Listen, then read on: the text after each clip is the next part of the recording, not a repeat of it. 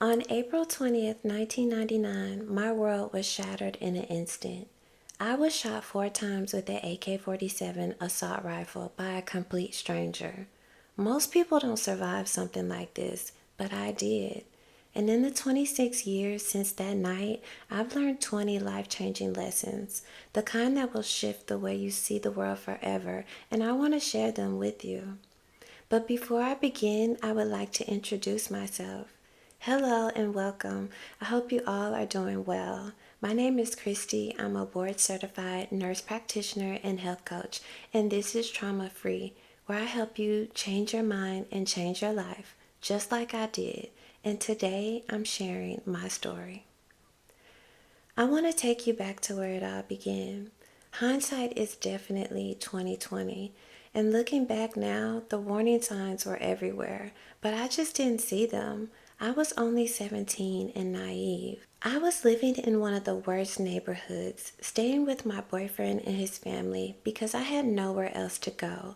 I wasn't a trouble kid, I was an honor roll student, but my mother had her own struggles and her house was never truly home for me.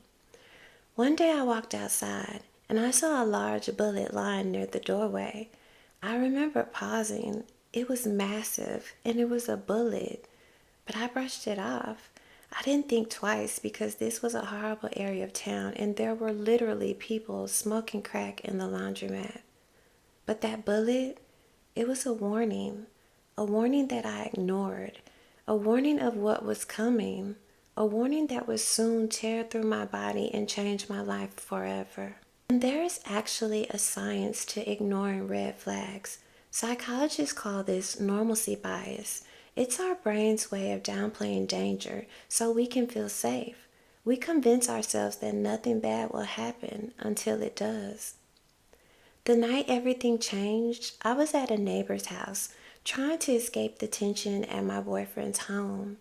Outside, there was arguing, and it was my boyfriend's friend, the one who always brought drama. It seemed to calm down, so I thought it was over. I thought it was nothing, but in reality, it was only the beginning. Hours later, there was a loud knock at the door. My boyfriend opened it. No one was there. So he stepped outside to look. Then all I heard was gunshots, loud and close by. He ran back inside and went to the back. He was unharmed and he didn't say anything. I immediately ran to the doorway, looking through the peephole trying to make sense of the chaos. I didn't see anything. I turned around and then it happened. I don't remember if I heard the gunshots first or if I felt the heat of the bullets ripping through my body. All I knew was I had been shot. I was rushed to the hospital in the back of a truck, then airlifted to a trauma center. When I woke up a week later, I thought it was a nightmare, but it wasn't. I wanted to scream, to ask God, why me? But then I realized the real question was, what now? Studies show that after life-threatening experiences, survivors either 1. Stay stuck in trauma, fear, and anger, or 2. Awaken to deeper purpose and appreciation for life. At first, I was lost, completely numb, but then I made a choice.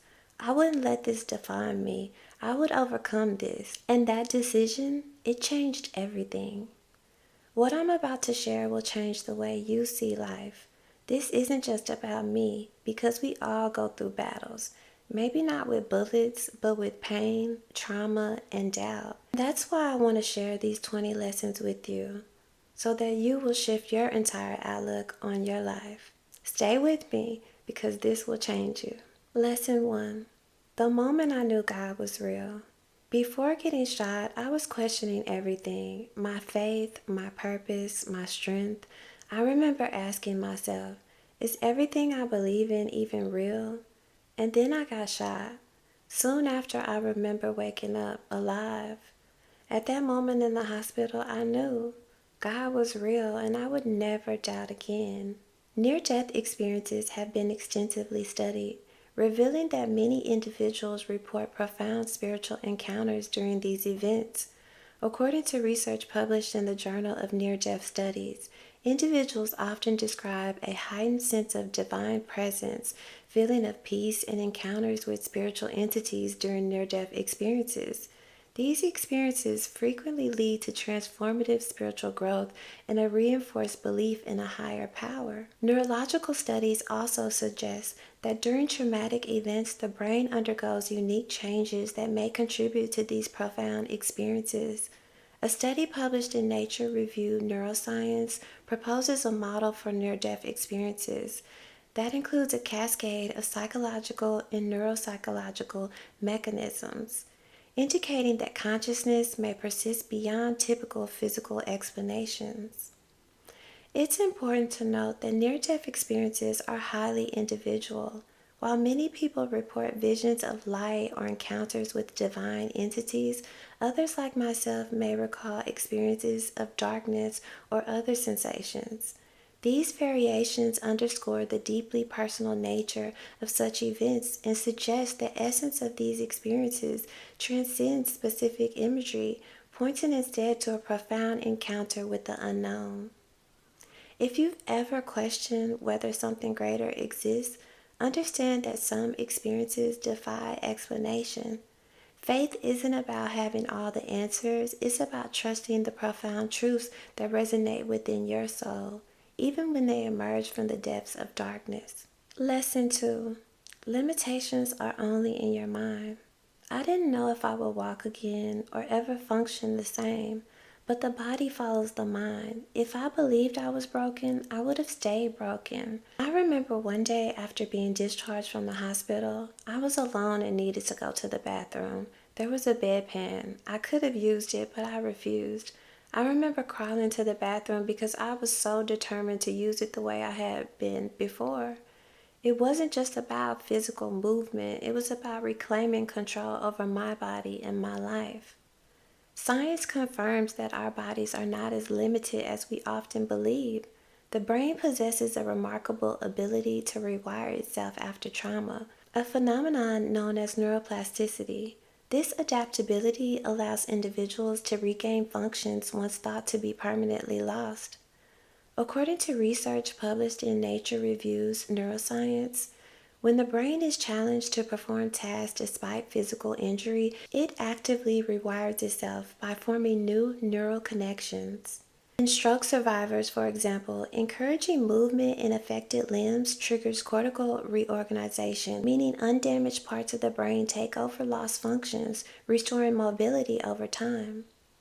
A separate study from the National Institute of Neurological Disorders and Stroke also found that belief and determination play a crucial role in recovery. Patients who believed in their ability to improve and actively worked towards it recovered more mobility than those who accepted their limitations. The greatest prison isn't your body, it's your thoughts. The body will always follow the mind, so decide what you believe is possible. If you believe you are broken, you will stay broken. But if you believe in the ability to heal, you will find a way to move forward. Lesson 3. Your world can change in a second. We all think we have time to fix things, time to change, but in 1 second, your entire life can flip upside down. Life is unpredictable. You are always just one phone call, one decision, or one unexpected event away from a completely different reality. According to research published in the Journal of Traumatic Stress, most people will experience at least one life-altering event every decade, whether it's illness, loss, trauma, or a major personal transformation. These moments often come without warning, forcing people to adapt and find new meaning in their changed circumstances. A study by the National Institute on Aging found that sudden life events such as accidents, job loss, or unexpected illness are major catalysts for personal growth and resilience. How we respond to these events determines whether we remain stuck in fear or move forward with strength. Stop waiting for the right time to live. There is no perfect moment. Tomorrow is never promised. So ask yourself, what are you doing with today? The time to take action, chase your dreams, and heal from the past is now. Lesson 4. With belief, determination, and resilience, you can do anything. You don't get to choose everything that happens to you, but you do get to choose who you become. I didn't choose to get shot. I didn't choose the pain. I did choose the nights I lay awake wondering why I survived when so many others didn't, and I chose my response. Life will break you if you let it, or it will build you into something better. At one point, the doctors weren't sure if I would make it, but I did. And not just because of the surgeries or medicine alone, but because I refused to accept any other outcome. Resilience is the ability to bounce back from adversity. It's not just a personality trait, it's a skill that can be developed, and it plays a critical role in survival and recovery. According to a study published by the American Psychological Association, individuals with high resilience are 30% more likely to recover from severe trauma than those who surrender to hopelessness. The study found that belief, mindset, and determination are the strongest predictors of long-term recovery. Also, another study from the National Institute of Mental Health found that resilient individuals actively reframe their experiences, finding meaning in their suffering, which leads to higher rates of psychological and physical recovery. Simply put, survival is not just about the body, it's about the refusal to accept defeat. Your greatest strength isn't physical, it's mental. Your belief in yourself is the foundation of everything. When the odds are against you, when the pain feels unbearable, when the world says you can't, stand up. Even if you have to cry at first, you prove them wrong. Lesson 5. Your pain is controlled by your mind. I learned that suffering isn't just physical, it's mental, and how I thought about my pain controlled how much I felt it. I also noticed this with my patients who struggle with pain management. Many have been denied adequate treatment not because their pain isn't real, but because medical professionals often underestimate the role the mind plays in amplifying or reducing suffering. Pain isn't just something you feel in your body, it's something your brain processes, interprets, and in many cases amplifies. According to research from Harvard Medical School, pain is processed 75% in the brain and only 25% in the body. This means that while an injury may trigger pain signals, the way we perceive and respond to those signals determine how much suffering we actually experience. This is why some individuals can walk barefoot across burning hot coals without feeling excruciating pain, a phenomenon often seen in firewalking rituals, and why trauma survivors sometimes report feeling no pain in the moment of crisis. Their mental state alters how their brain processes pain, proving that perception plays a significant role in how much pain we experience. Studies in the Journal of Neuroscience further confirm this, showing that individuals who engage in mindfulness and cognitive reframing techniques can reduce their pain perception by up to 57% without any medication. Pain is real, but suffering is a choice. The mind has the power to increase or decrease pain perception. When you shift your thoughts, practice resilience, and use proven mental techniques, you can regain control of how much pain affects your life. Lesson 6. Life involves suffering. No one is exempt. Everyone is experiencing their own struggles. Some battles are visible, others are hidden, but suffering and happiness are two sides of the same coin. Life is about duality. Pain isn't personal, it's universal. You're not being punished, you're being shaped. Suffering is a part of life, and no one can escape this suffering. Even the wealthiest, happiest, and most successful people endure hardships we may never see. Studies show that adversity is not just common but inevitable, with research from the National Institute of Mental Health indicating that nearly 90% of people will experience at least one major traumatic event in their lifetime. Holocaust survivor and psychiatrist Viktor Frankl wrote in Man's Search for Meaning that suffering without meaning can destroy a person, but suffering without purpose has the power to transform them. Frankl, who underwent unthinkable pain and loss while in concentration camps, observed that those who survived weren't necessarily the strongest. They were able to find a deeper reason to exist through their agony. Neuroscience supports this. Studies from Stanford University show that individuals who reframe their suffering, seeing pain as a stepping stone rather than an obstacle, have increased resilience and a greater sense of life satisfaction. You don't get to choose suffering, but you do get to choose what it turns you into. Will it break you or will it build you? Life isn't about avoiding pain, it's about learning to rise through it. Lesson 7. Independence means learning to stand even when you can't walk.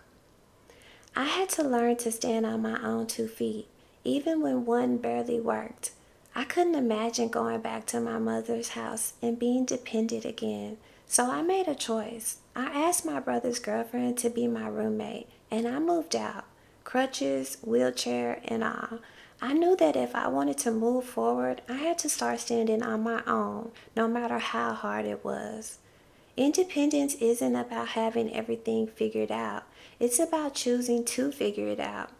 Studies from Harvard University's Center on the Developing Child show that resilience and self-sufficiency are built through adversity, when we are forced to adapt, problem solve, and take control of our own lives. Furthermore, research on learned helplessness, first introduced by psychologists Martin Seligman and Stephen Meyer, reveals that when people consistently rely on others for survival, they begin to believe they are incapable of achieving things on their own. This mindset reinforces dependency, making it harder to break free and build confidence in one's ability to navigate life independently. This is why some people stay stuck in unhealthy relationships, toxic environments, or cycles of financial dependence, because the idea of standing alone feels more terrifying than the suffering they know. Be your own rescue. Independence is uncomfortable, but so is staying stuck.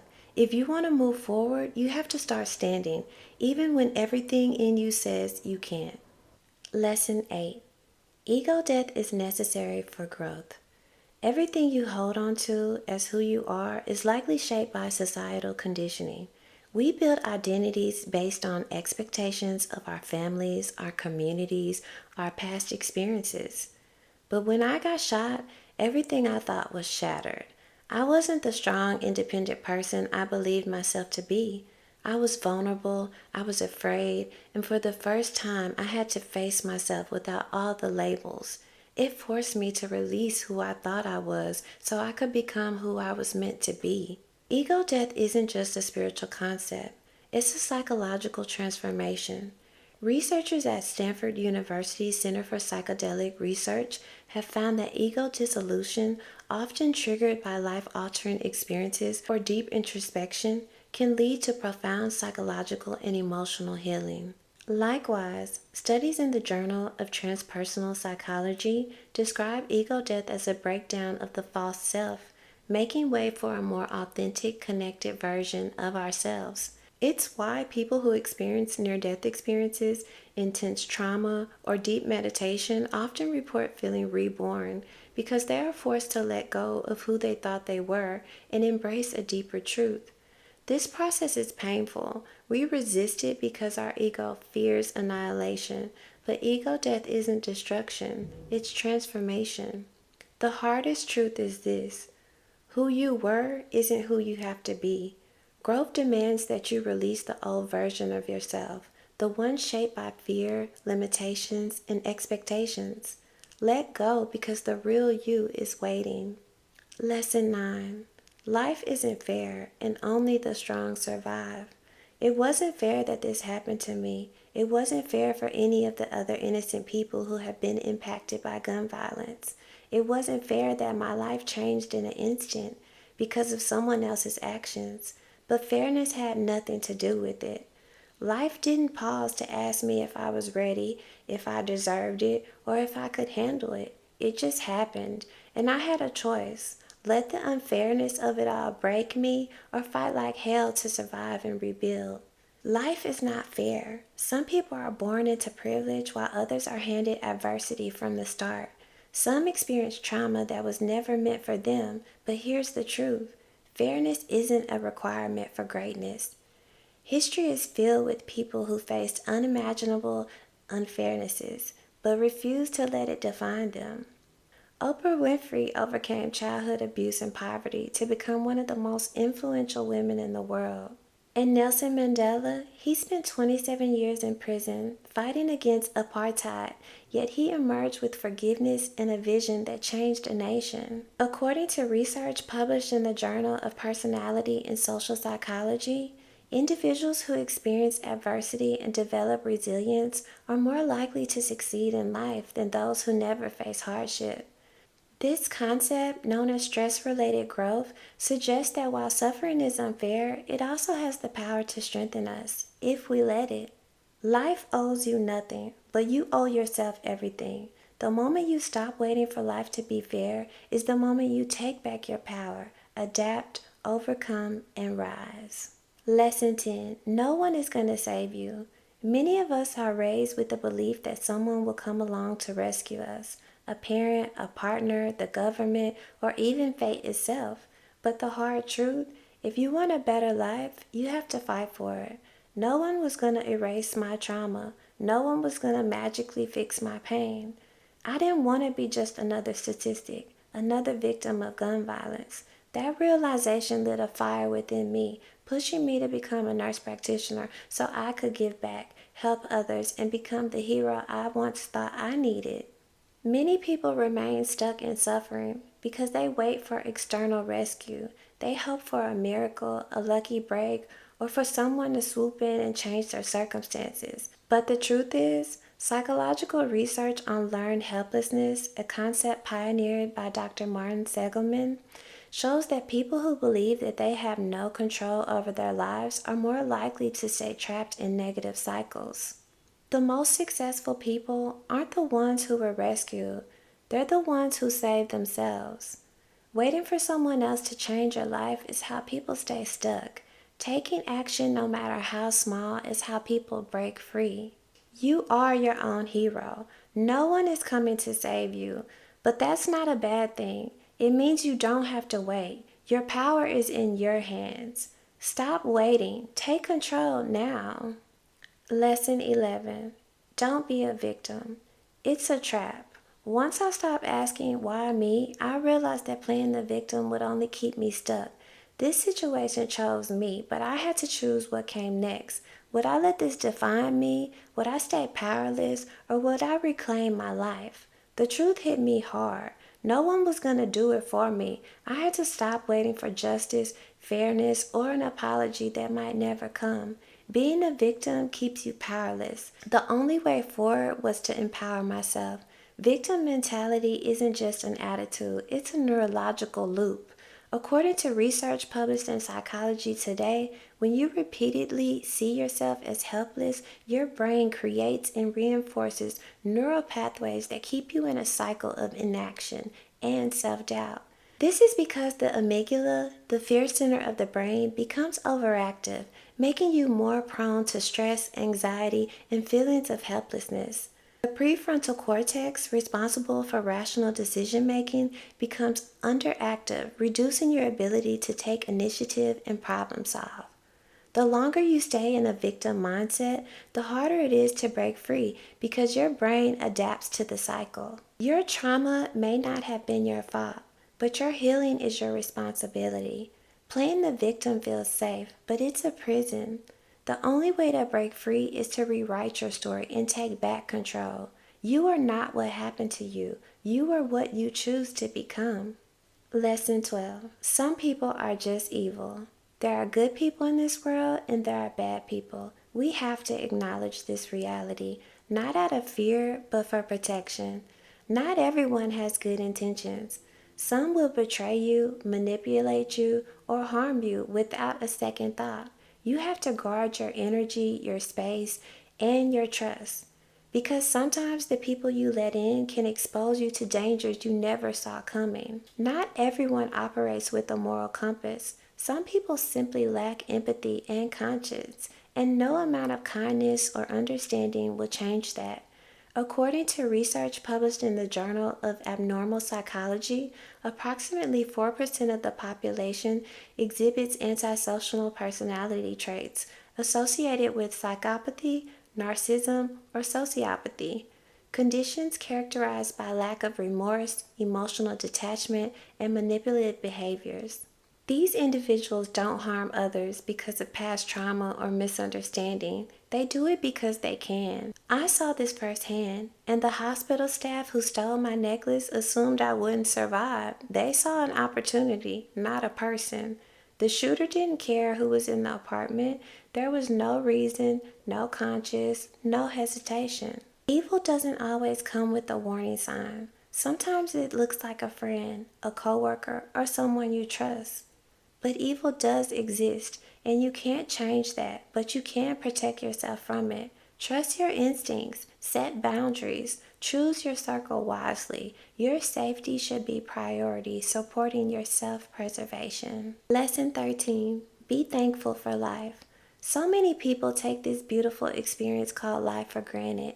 It's not meant to be just suffering and survival. We're supposed to find joy, meaning, and growth.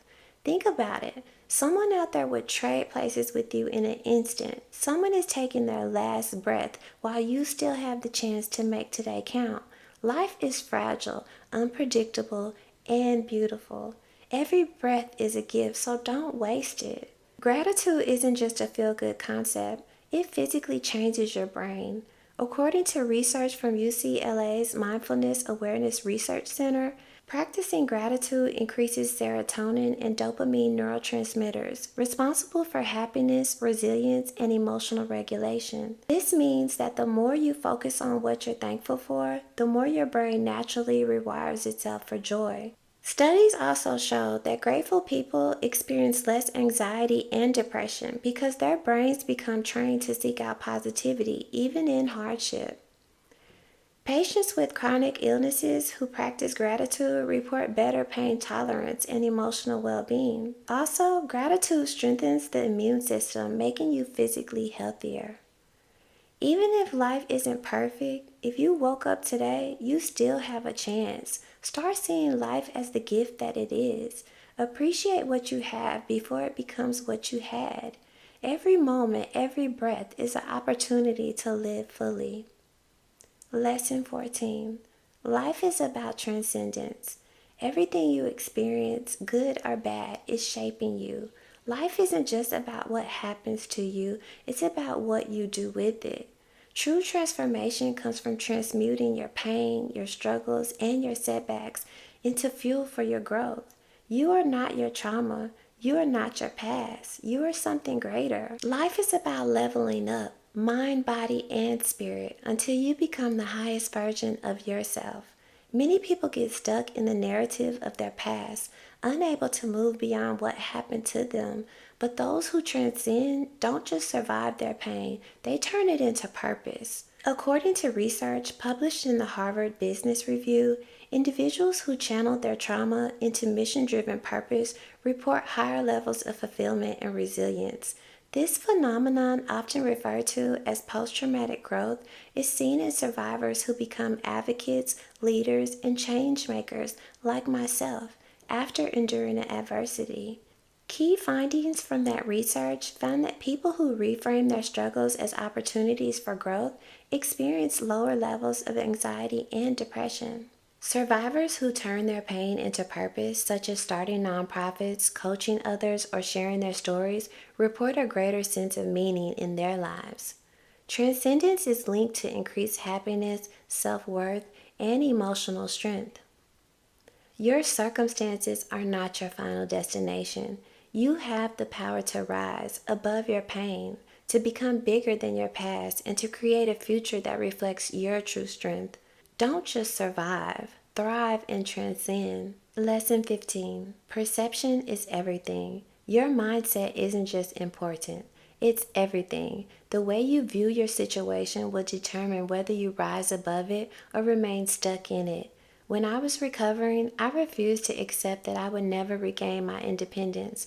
I saw myself walking again, moving freely, and living life on my own terms. And because I believed it, I made it happen. I've seen people who tell themselves, I can't, and with that statement alone, they seal their fate. Your reality is a reflection of your mindset. Cognitive psychology has long established that your perception shapes your experiences of reality. According to research from Stanford University, individuals with a growth mindset, the belief that they can improve and overcome challenges, are far more likely to succeed than those with a fixed mindset who believe their ability and circumstances are set in stone. Neuroplasticity research shows that our thoughts physically reshape our brains, strengthening or weakening neural pathways based on what we believe to be true. A study from the Journal of Personality and Social Psychology found that people who believe that they have control over their outcomes experience less stress and greater resilience. Two people can experience the same event. One sees failure, the other sees opportunity. The only difference? Their perception. If you can tell yourself you can't, you've already lost. Change your mindset and you'll change your life. Your future isn't determined by your past, it's determined by how you choose to see it. Lesson 16. Your pain is your power. For years, I resented what happened to me. I hated the fact that I had been shot and the stigma that came with it. People would ask, "What were you doing?" as if I had somehow caused it. I wanted to escape that label, to erase that part of my story. But then I realized what I was running from was actually my greatest gift. My pain became my power. Now I use my experience to empower others, to help them break free from their own suffering. The moment I understood that my journey wasn't about me, but about helping others, I overcame my circumstances. My entire life changed. I had found my true purpose. Some of the most influential leaders, survivors, and change makers in history turned their deepest pain into their greatest purpose.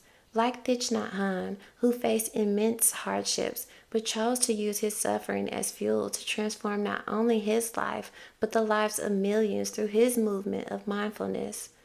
According to research published by the American Psychological Association, post-traumatic growth is a real and measurable phenomenon. 62% of trauma survivors report becoming stronger, more purpose-driven, and more resilient after adversity. Studies show that reframing pain as a source of strength rather than a limitation leads to higher levels of emotional well-being and fulfillment. Additionally, neuroscience confirms that overcoming hardships can rewire the brain, increasing mental resilience and cognitive flexibility. The thing you believe will break you might be the thing that builds you. Pain can either be an anchor or a launch pad. The choice is yours. Use it as fuel to become unstoppable. Lesson 17. We are all connected. I woke up to the world mourning. People were praying for shooting victims, and I was in shock. It wasn't just about me. I learned I was shot on the same day as the Columbine school shooting, April 20th, 1999. That day, the air felt heavy. The world felt dark. I couldn't believe the connection between my experience and the pain of so many others. It made me realize we are all connected in ways we can't always see. Trauma doesn't happen in isolation. What happens to one of us creates ripples that touch us all. Science has begun to confirm what many have always felt. Collective consciousness is real. The Princeton Global Consciousness Project, which has studied worldwide emotional shifts for over 2 decades, found that during major world events, whether joyous or tragic, human consciousness responds collectively. Studies from the Social Cognitive and Affective Neuroscience Journal on Emotional Contagion shows that mass trauma can impact even those who weren't directly affected. As humans, we are neurologically wired to feel the emotions of others through mirror neurons. When tragedies like 9/11, natural disasters, or mass shootings occur, researchers have detected measurable shifts in global emotional energy, affecting mental health, decision-making, and even heart rate variability in people worldwide.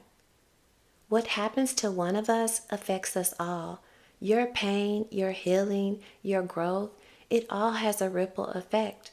You're never alone in your struggle, and when you heal, you don't just change your life, you help change the world. Lesson 18. Live life on your own terms. The more you worry about what others think, the less time you spend actually living. I used to care too much about other people's opinions, their judgments, and their expectations. But at the end of the day, none of it mattered. Their thoughts didn't change my reality. The only thing that truly mattered was what I believed about myself. And once I stopped chasing approval, I finally felt free. Humans are wired for social connection, but when approval seeking takes over, it becomes a prison.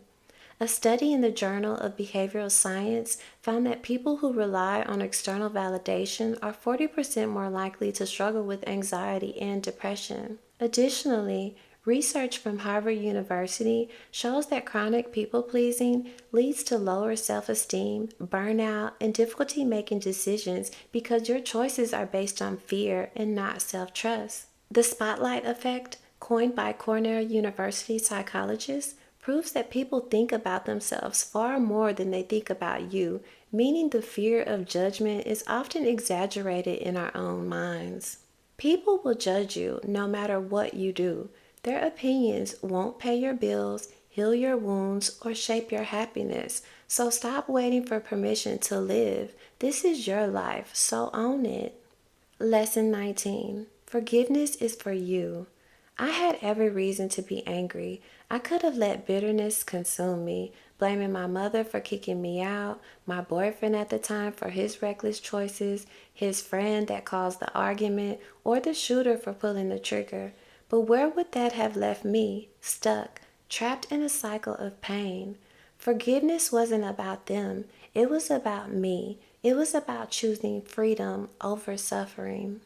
Science confirms what spiritual leaders have taught for centuries. Forgiveness heals. According to the Mayo Clinic, holding on to resentment has been linked to higher cortisol levels, increased stress, and a weakened immune system.